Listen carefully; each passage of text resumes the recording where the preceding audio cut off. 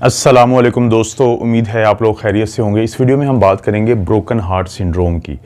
जैसे कि इसके नाम से भी ज़ाहिर है, ब्रोकन हार्ट सिंड्रोम कोई ऐसा प्रॉब्लम है हमारी सेहत का कि जिसमें हमारा दिल टूट जाता है। बहुत दफ़ा आप लोगों ने सुना होगा कि किसी के घर में खुदा न खास्ता कोई बहुत बुरी खबर पहुंची है तो उसके जो करीब तरीन रिश्तेदार हैं, और ख़ास तौर पे अगर कोई ऐसा रिश्तेदार जिसकी उम्र 50 साल से ज़्यादा हो, ख़ातून हो, और उसको पहले से किसी हद तक, लेकिन ये ज़रूरी नहीं होता, किसी हद तक कोई ज़हनी मसाइल का वो शिकार भी हो, तो उसके चांसेस होते हैं कि आप लोगों ने अक्सर ख़बरें सुनी होगी कि अगले दिन या उसी रोज़ फ़लाँ ख़बर पहुँचने पे कि कोई प्यारा जो है वो अगर गुजर गया है, तो घर का कोई फ़र्द जो होता है, ख़ास तौर पे जैसे मैंने बताया कि जिनकी उम्र 50 साल से ज़्यादा हो, तो उनमें से कोई जो है उसको दिल का अटैक होता है और उसकी जान को नुकसान हो जाता है। ये अक्सर आप सुनते रहते हैं।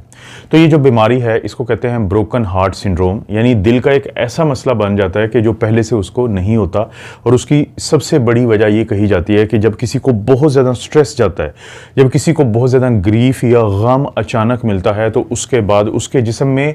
एक हार्मोन होता है जिसको हम एड्रेनालिन कहते हैं। ये अक्सर आप सुनते रहते हैं कि एड्रेनालिन रश हुआ, या जब आप बहुत ज़्यादा जज्बात में होते हैं, वो जो एड्रेनालिन का बहुत ज़्यादा इखराज होता है वो एक वजह बन जाता है कि जो खून की वो नालियाँ जो दिल को खून देती हैं, जिनको हम कोरोनरी आर्टरीज कहते हैं, तो वो उनके अंदर जकड़ाव आता है, उनके अंदर स्पैज़म आता है। वो स्पैज़म इतना सख्त होता है कि वो दिल के किसी मखसूस हिस्से को या कुछ हिस्सों को अचानक ही खून की जो सप्लाई है वो रोक देता है।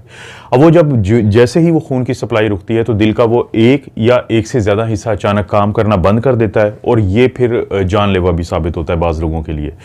तो इसको कहते हैं ब्रोकन हार्ट सिंड्रोम। इसके सामने आने की या इस पे बात करने की क्या वजह बनी है कि अमेरिका में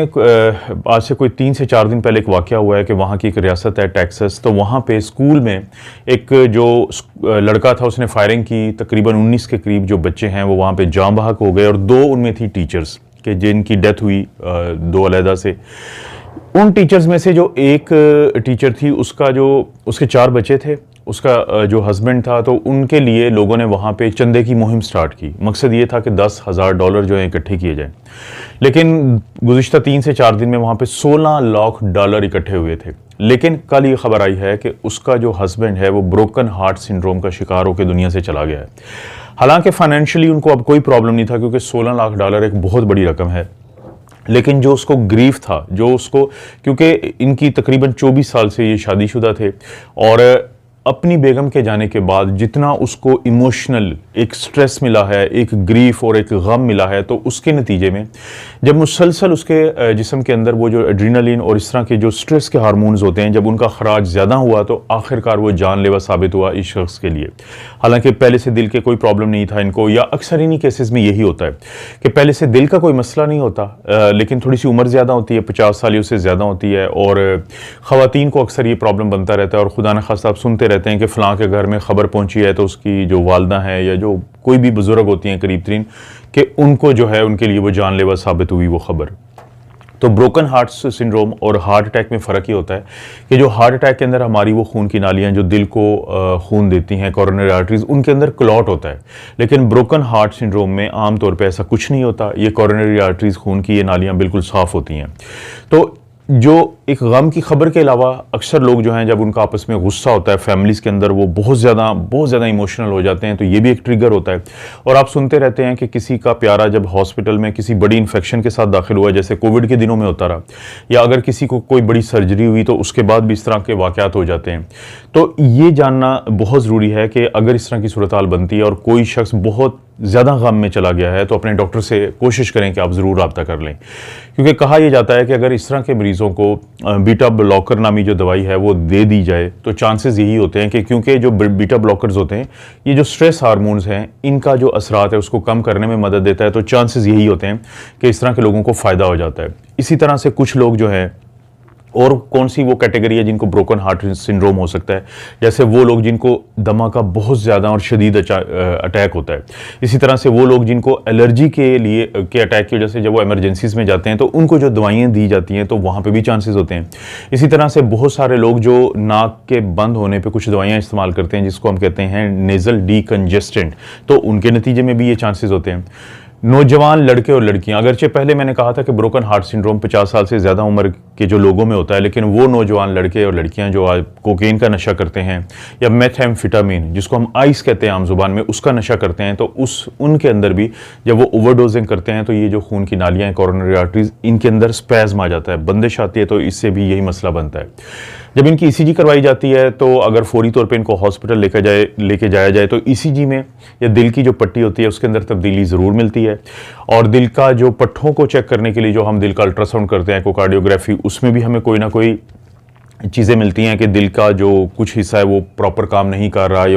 या वो पंप नहीं कर रहा। इसी तरह से दिल के एंजाइम हम चेक करवाते हैं, इन लोगों के कार्डियक एंजाइम, उनमें भी खराबी मिलने के चांसेस बहुत ज़्यादा होते हैं। लेकिन अगर इस तरह के लोगों की आम तौर पे जब एंजियोग्राफी की जाती है, यानी वो टेस्ट जिससे हम खून की नालियों को क्या देखते हैं बाकायदा एक्सरे की टेक्नोलॉजी से,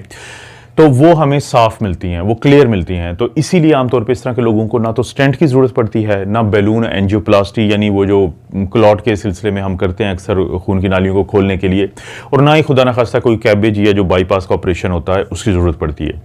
तो ये जो ब्रोकन हार्ट सिंड्रोम है इसको थोड़ा समझना ज़रूरी है। अगर खुदा ना करे किसी के घर में अचानक बहुत ज़्यादा गम है या कोई ऐसी खबर आई है कि जिससे पूरी फैमिली मुतासर है, लेकिन उस शख्स के जो करीब तरीन कोई शख्स है उस पर नज़र रखी जाए। अगर वो बहुत ज़्यादा गम में है तो डॉक्टर को जल्दी से जल्दी इन्वॉल्व किया जाए, ताकि अगर उस वक्त हो सकता है कि ऐसे मरीज़ को अगर कोई एंग्जाइटी की दवाई दे दी जाए, कोई डिप्रेशन की दवाई दे दी जाए वक्ती तौर पर, तो शायद इतना ज़्यादा असरअंदाज ये चीज़ उसके ऊपर ना हो। और अगर खुदा न खास्ता ऐसा मरीज़ कंप्लेंट करता है, और वो कंप्लेंट्स क्या होती हैं कि सीने में दर्द की हो सकती है, वो सांस की खराबी की हो सकती है, तो कोशिश करें कि फौरी तौर पे जो है हॉस्पिटल लेके जाया जाए और इसको सीरियस लिया जाए इस चीज़ को, क्योंकि ये जो ब्रोकन हार्ट सिंड्रोम है पिछले कुछ अरसे में हम देख रहे हैं, ख़ास तौर पे जब से कोविड की वेव होके गई है, कि इस तरह के वाक़यात में बहुत ज़्यादा इजाफा हो चुका है। तो अगर एक्शन आप जल्दी लेंगे तो उम्मीद यही है कि इस तरह के जो सानहात होते हैं जो फैमिलीज़ के अंदर, आप उनसे बच सकते हैं। और इसी तरह अगर किसी के घर में कोई बहुत बड़ा स्ट्रेस हो गया तो फैमिली के मुख्तलिफ जो मेम्बर्स हैं उनको बजाय इसके को एक दूसरे को गुस्सा दिलाएं, कोशिश करें कि दरमियान में कोई ना कोई मीडिएशन ज़रूर हो, कोई ना कोई एक दूसरे को जो सुलझाना होता है मसले को उसकी तरफ जाएं, बजाय इसके कि बहुत ज़्यादा जब स्ट्रेस दिया जाता है तो उससे भी यही बीमारी होती है जिसको हम कहते हैं ब्रोकन हार्ट सिंड्रोम। इस तरह की चीज़ें आपको इस चैनल पे मिलती रहेंगी। चैनल को सब्सक्राइब नहीं किया तो प्लीज़ ज़रूर करें, और घंटी का जो ये आवाज़ आई है इसको ज़रूर दबा दें। आप अपना और अपनी फैमिली का ख्याल रखें। अल्लाह ताला आपको और आपकी फैमिली को हर किस्म की बुराई, बीमारी और आजमाइश से महफूज रखे।